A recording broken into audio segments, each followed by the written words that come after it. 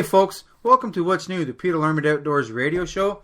I'm your host, Peter Larmont, and thank you for tuning in. I can't believe who we have on the show with us today. You guys are going to be stoked. I know I am. I've been fishing against this gentleman for a number of years now. He is a class act on and off the water. Loves talking fishing, but also handles a really good stick. And I'm talking about Eastern Division qualifier for the Bassmaster Classic. I'm talking about Charles Sim. And today Charles is on the show and he's going to talk to us about his journey going through the ranks from the BASS Nation, as how he was able to qualify for the Bassmaster Classic. And what really makes it cool, he's only the second Canadian to ever do so. So we're going to take a quick commercial break. But when we come back, we'll be talking to Charles Sim.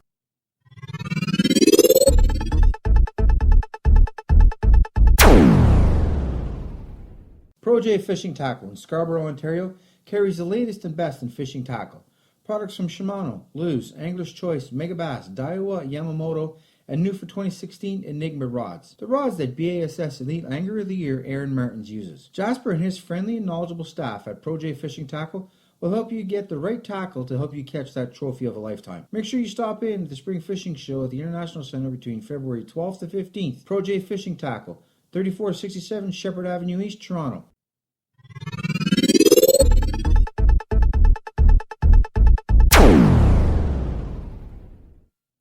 Hey folks, welcome back.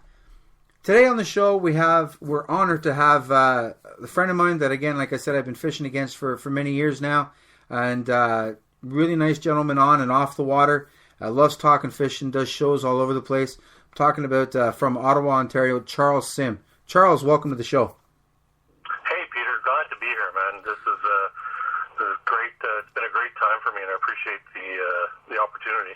Well, Charles, first of all, congratulations. I mean, right now you're living every angler's dream, getting down to the Bassmaster Classic. So, congratulations for that. I know it wasn't an easy road down there for you. Thank you very much. Yeah, no, it's been it is every angler's dream, and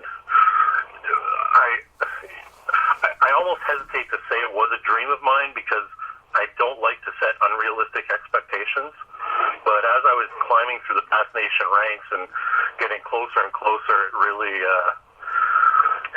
kind of, when it came to fruition, I was just blown away. I can imagine, and you're right, and you're grounded. I think you've been grounded through this whole process. Listening, reading your posts on Facebook, and just seeing the way you're handling all the pressure now is probably more than any local tournament. I know you've fished the CFTs and have won those tournaments, but this is the Super Bowl, the Daytona 500, if you will, of bass fishing, and you get to live it, man. That's awesome. Congratulations again. Yeah. There's a bit of pressure.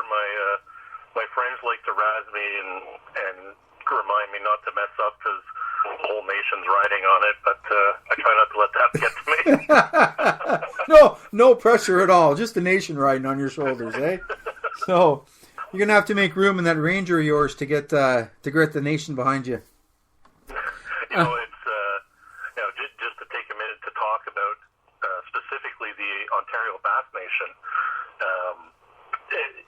The Ontario Bass Nation is a conglomerate of about 22 clubs across Ontario, and everyone in this club kind of has the same opportunity to climb through the ranks to get to the provincials, the divisionals, the nationals, and the classic. And it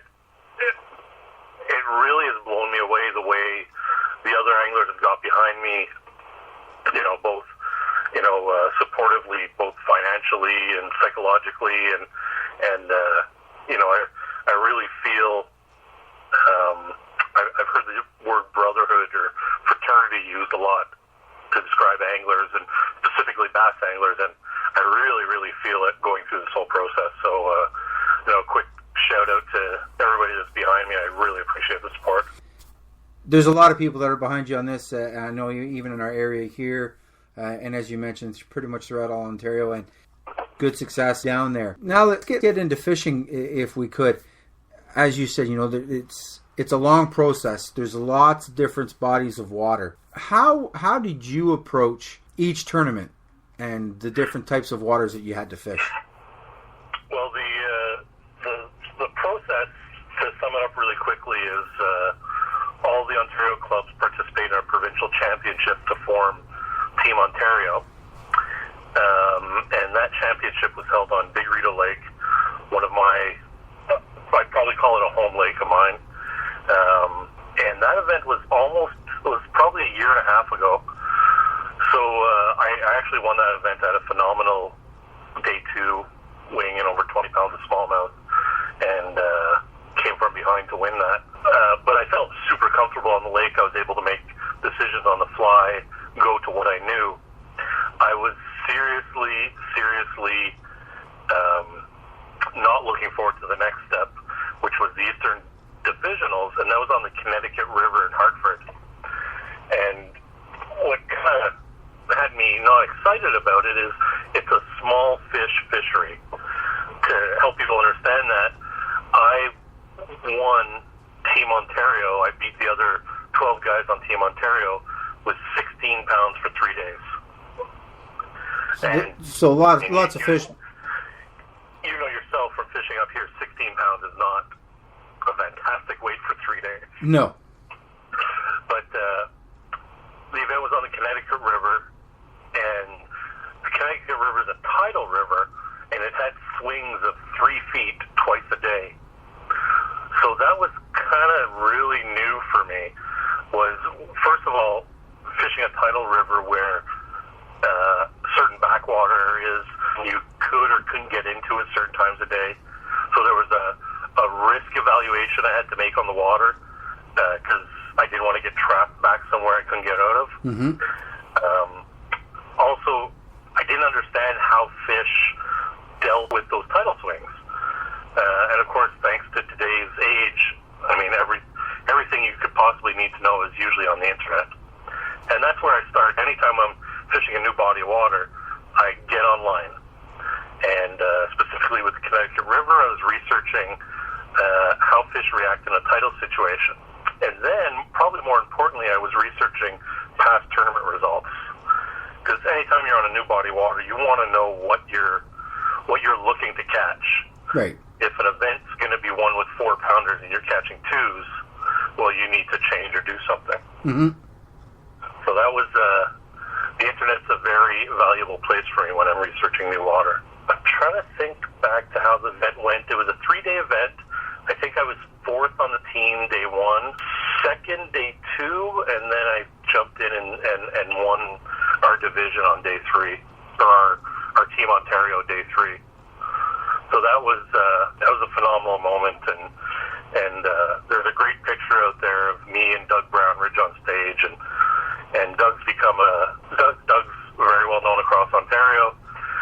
He's a great angler. He's become a great friend in all of this. And because he had actually went to the Ouachita River last year, he really helped me understand kind of the next step, which was the cypress swamps of Louisiana. Mm-hmm. Again, something totally new to me. Have you ever fished cypress kind of Florida water or anything like that, Peter? The farthest I've gone south would have been in South Carolina on the Sandy Cooper Reservoir. I've never fished there. I've always wanted to. That's one on my bucket list. Yeah. We're definitely. I mean, you and I fish the same bodies of water here around Eastern Ontario, all natural water. Right. And I think a lot of people in Ontario don't realize how different the fisheries are once you get south and you start dealing with more reservoirs, flooded rivers, and standing timber and stuff like that. Yeah, it totally changes how you fish. It does. It comes. I mean, I've grown up. I've got my kind of bass fishing from reading Bassmaster magazine, and you always read about crankbaits. Here in Canada, I don't throw a crankbait because I'm dealing with usually weeds and shallow water, and it's just something that doesn't apply. Right. But when I got down to like the Ouachita River, for example, almost every fish I weighed in, I caught on a little Jackall Bling 55. And then moving forward to the Classic on Grand, that again is going to be all jerk baiting and crank baiting because there's no weeds, there's no shallow wood, it's all deep rock. So yeah, And obviously you've adapted and handled it well, or else you wouldn't be where you are today. Charles, we got to take a quick commercial break, but when we come back, let's talk about. Look, I know you were down in Oklahoma about a month or so ago to kind of scout out the lake. If not giving any secrets away, if you'd be willing to kind of tell our listeners, how does someone actually go and scout a new body of water? Yeah, for sure. Don't give it any honey holes or whatever, but how does someone go out to any particular body of water, like you were on the Connecticut River or whatever, and just kind of how a professional such as yourself would go through and figure out, okay, where am I going to find the fish? Sounds good. So, folks, you're listening to What's New, the Peter Larman Outdoors radio show on WRVO Radio Network.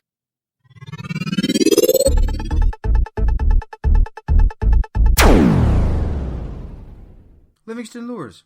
Livingston Lures is committed to bringing fishermen everywhere innovative, technologically advanced lures designed to flat-out catch fish in fresh and salt water. With an exciting new line of crankbaits, lipless crankbaits, topwater baits, jerk baits, and wake baits, featuring a unique sound and vibration technology. Livingston Lures is set to make some real noise across the fishing industry.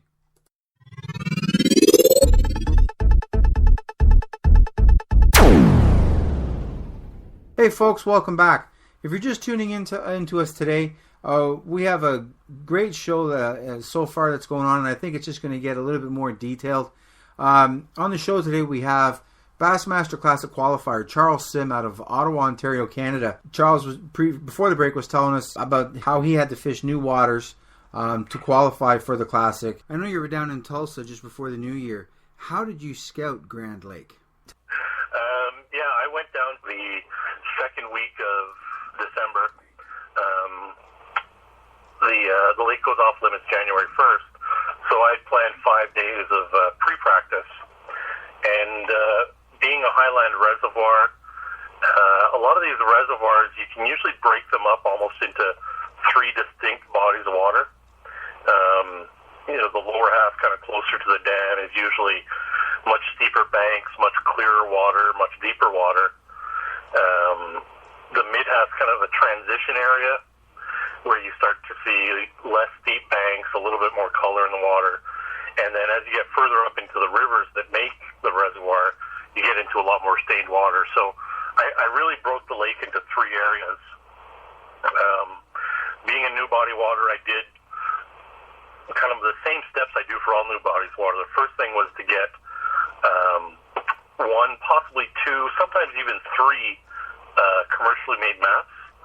And what I like of that is a lot of these maps will have slightly different variations on the information they provide. So I like to get maps from different companies because I can usually glean different bits of information from each map. Mm-hmm. Of course, I do tons of research kind of on what I make to expect in the lake, what kind of weights, what kind of species of fish. You can read tournament results and find out specific areas of the lake or techniques or even lake-specific tactics.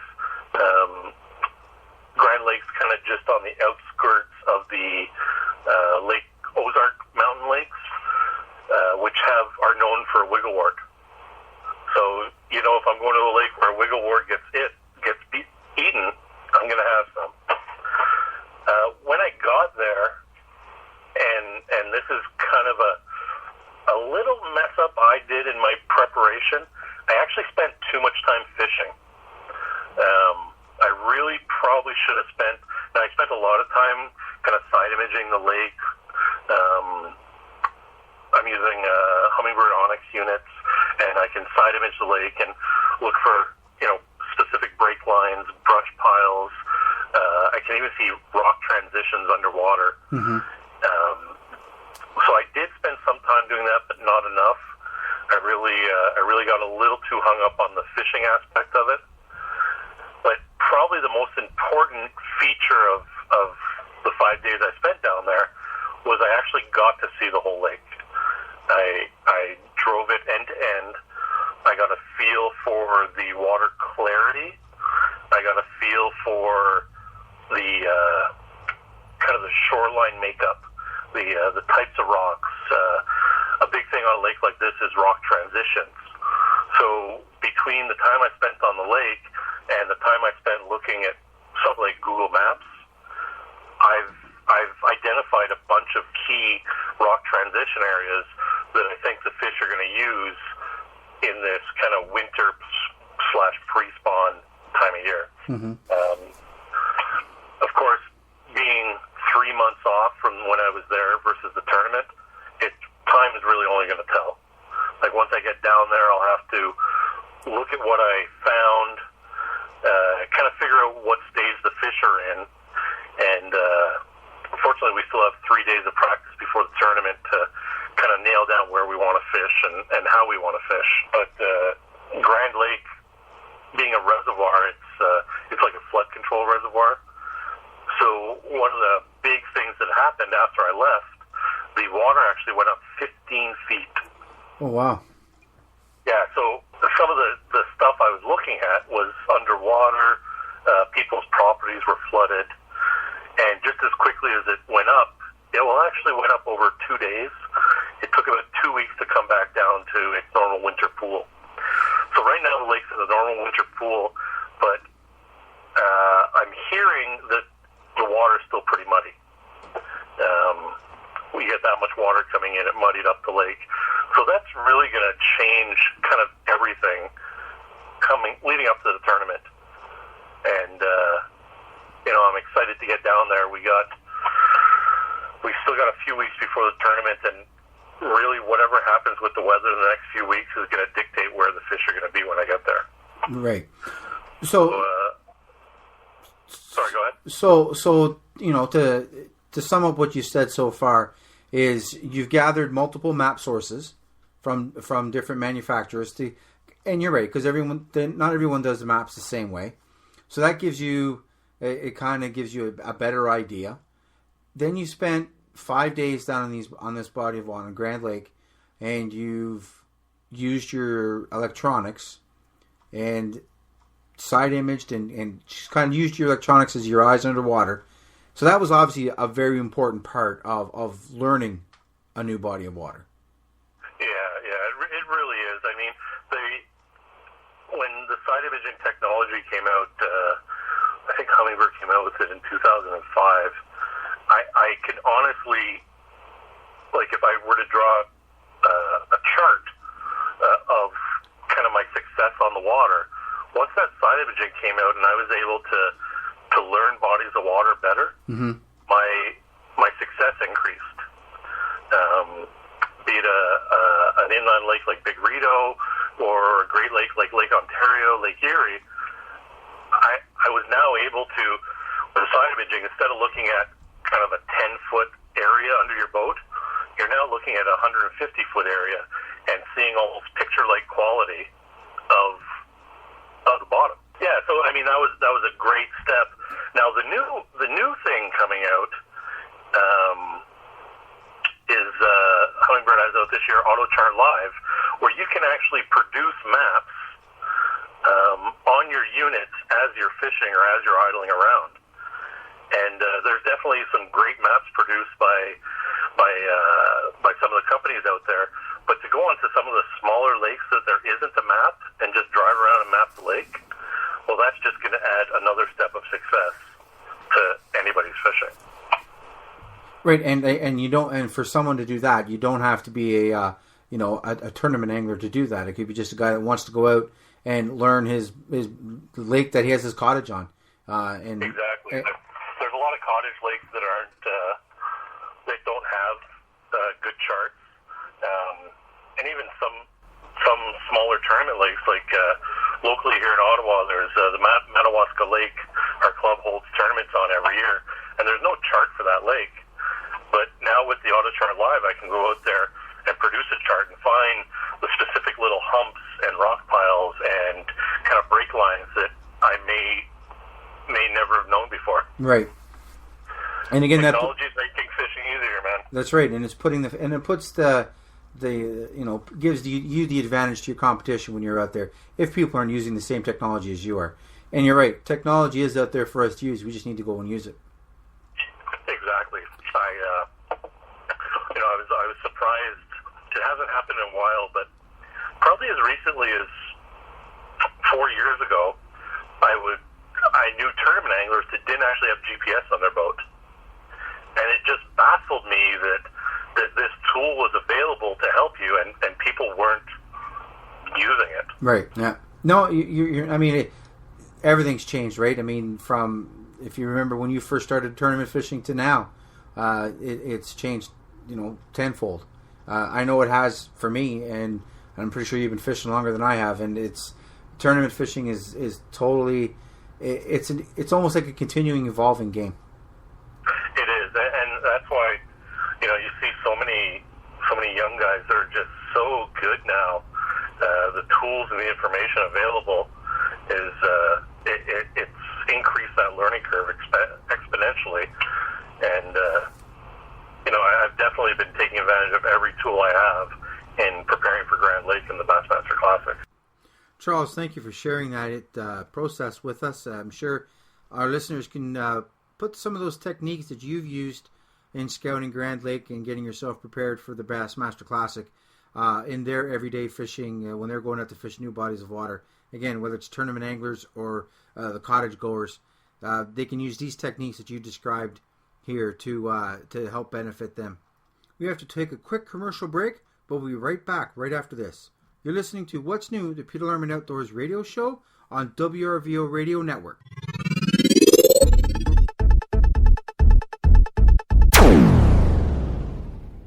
Are you looking for quality fishing tackle from knowledgeable staff that use the products and have experience in fishing? And do you want a dependable tackle shop that carries all the latest in some of the fishing industry's best-known companies? If you answered yes to any of these questions, then Pro J Fishing Tackle in Scarborough, Ontario is that tackle shop. Jasper and the staff at Pro J Fishing Tackle will get you ready for walleye, bass, crappie, and yes, even ice fishing season. Pro J Fishing Tackle carries some of the popular brands like Shimano, Lew's, Daiwa, Megabass, Angler's Choice, Yamamoto, Jackal, Sunline, just to name a few. Make sure you drop in and check out all of their products at their store location at 3467 Shepherd Avenue East, Toronto, or give them a call at 416-913-8305 and check them out on Facebook. And if you're in the Toronto area, on February 12th to the 15th, make sure you check them out at the Spring Fishing Show at the International Center, where there will be show specials from Megabass, G. Loomis, Dobbins, Duo Realis, and new for 2016, Enigma rods. The rods that BASS Elite Angler of the Year Aaron Martins used, as well as some great deals on ice fishing gear. So if you're looking for a quality tackle with excellent customer service from knowledgeable staff, Pro J Fishing Tackle is where you need to shop before going out and catching that trophy of a lifetime.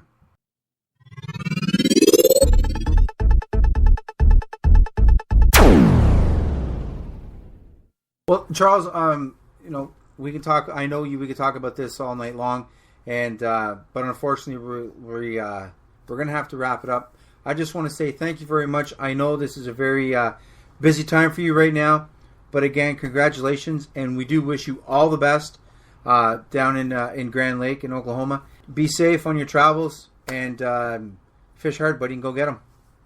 Thank you very much. I'm so looking forward to it, and I'll be out there trying my hardest and doing everything I can, and we'll see where the chips fall. That's it. That's all everyone can ask for, right? You go out there and give it 100%. Whatever happens, happens. That's it. Folks, this episode was brought to you by Lew's, building innovative products that are faster, lighter, and stronger. George's Marine and Sports, making fun a reality. Livingston Lures, the difference is clear. And Pro J Fishing Tackle out of Toronto, Ontario. Take a kid fishing, folks. They are the future of our sport and practice catch and release. Take lots of pictures, and don't forget, work hard and fish harder. You've been listening to What's New, the Peter Larman Outdoors radio show on WRVO Radio Network. Lord willing, we'll see you again next week as we talk about what's new. Thanks for listening.